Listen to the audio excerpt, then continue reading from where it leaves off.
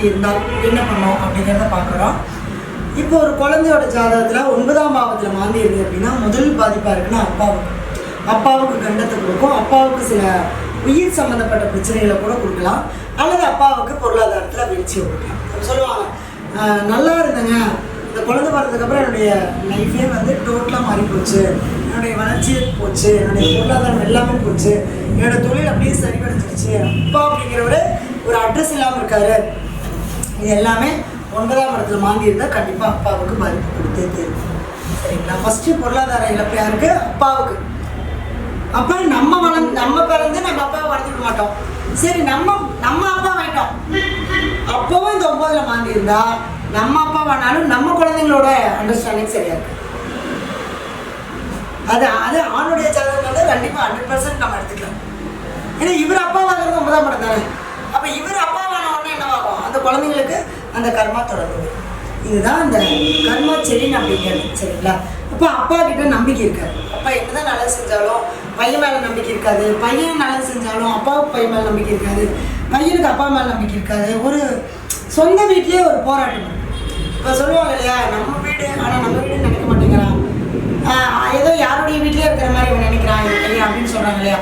அந்த மாதிரியான விஷயங்கள் எல்லாமே இந்த 9ஆம் இடத்துல கூடிய மாந்தி கொடுக்கும். சரிங்களா?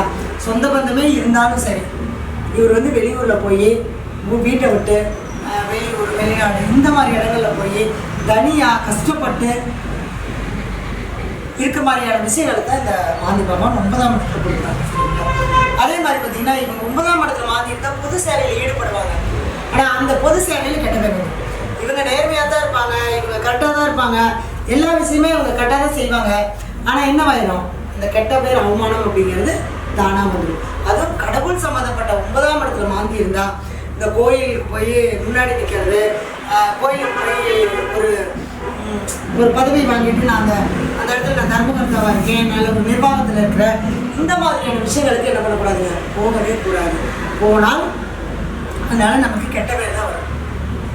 அதே மாதிரி கடவுள் மேலே நம்பிக்கை இருக்காது, கடவுளை குறை சொல்லிகிட்டே இருக்காது, கடவுளை திட்டிகிட்டே இருக்காது, கடவுளை பின்னாடி பேசுறது. இந்த மாதிரியான விஷயங்கள் எல்லாம் இந்த 9ஆம் இடத்துல மாந்தி இருந்தால் கண்டிப்பாக கொடுக்கும். எனக்கெல்லாம் தெரியும், நான் தான் எல்லாமே அப்படிங்கிறது. அடுத்தது 9ஆம் இடம் பாக்கியஸ்தானம். நாம் சம்பாதிக்கிறது போது நம்ம அனுபவிக்க முடியாது. 9ல் மாந்தி இருந்தால் நம்ம சம்பாதிச்சு வைப்போம், எவனோ அனுபவிப்போம். இப்போ இதெல்லாம் இந்த கடன் வாங்குற பிரச்சனைன்னு சொல்லுவோம். கடன் 50,000 வாங்கியிருந்தோம்னா வட்டி 1 லட்சம் கொடுத்துருப்போம், ஆனால் அந்த கடன் அடையாது. அப்போ நம்ம சம்பாதிச்சு நம்மளும் சாப்பிட்டோம், நம்ம சம்பாதிச்சு அடுத்தவங்க சாப்பிட்டுட்டு இருக்காங்க. அந்த மாதிரி தன்னுடைய பாக்கியத்தை தான் அனுபவிக்க முடியாது. எதாக இருந்தாலும் ஒரு போராட்டம், தொழிலில் பெரிய வழி, எதையுமே ஒரு நிலைப்படுத்தி செய்ய முடியாது. ஒரு வெளிநாடு வெளியூர் இது மாதிரி இடங்களுக்கு போனாலும் போய் சிக்கிக்குவோம், அங்கேருந்து மீண்டும் வர முடியாது. ஏன்னா நம்ம கர்மா என்ன பண்ணுங்க, அங்கே தான் நம்மளை கொஞ்சம் இது பண்ணும். சரிங்களா? அடுத்தது வந்து பார்த்தீங்கன்னா அப்பாவுக்கே அந்த கர்ம காரியங்களை செய்யறதுக்கே முடியாத அளவுக்கு தடைப்படும். முன்னே அப்பா இங்கே இருப்பார், பையன் வெளியூரில் இருப்பான், வெளிநாட்டில் இருப்பான், வர்றதுக்கு இல்லாமல் அப்பா அந்த அப்பாவுக்கு செய்ய வேண்டிய காரியங்களை செய்ய விடாமல் போடும். இது ஆல்ரெடி நம்ம முற்பிறவியில் அதான் பண்ணிட்டு வந்துட்டோம், இப்பிறவிலையும் அதை செய்ய விடாது. நம்ம முன்னோர்கள் தந்தையாருக்கு செய்யக்கூடிய கர்ம காரியங்களை செய்யாமல் செய்யாமட்டனால முதல் நம்மளுக்கு 9ஆம் இடத்துல மாந்தி வந்துருச்சு. அப்போ நம்மளும் அதை செஞ்சிருப்போம். இப்போ என்ன பண்ணுங்க, இப்போயும் அதை செய்யறதுக்கு விடாமல் தடுக்கணும்.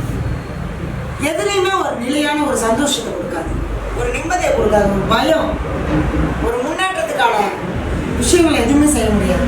இது எல்லாமே நமக்கு என்னென்னா இந்த மாந்தி 9ஆம் இடத்துல இருக்கக்கூடிய விஷயங்களை நமக்கு கொடுக்கும். சரிங்களா? அதே மாதிரி இந்த கோயிலுக்கு போனால் தயவு செஞ்சு அந்த கோயிலில் இருக்கக்கூடிய குருக்கள் கிட்ட சண்டை போடுவாங்க. இந்த 9ல் மாந்தி இருந்தாங்க குருமார்கள், இவங்களுக்கு யாரும் இருக்க மாட்டாங்க, வழிகாட்டுதல் இருக்காது, நானாச்சு அப்படின்னு நிற்கக்கூடிய விஷயங்கள் இவங்க செய்யவே மாட்டாங்க. யாரும் இவங்களும் செய்ய மாட்டாங்க.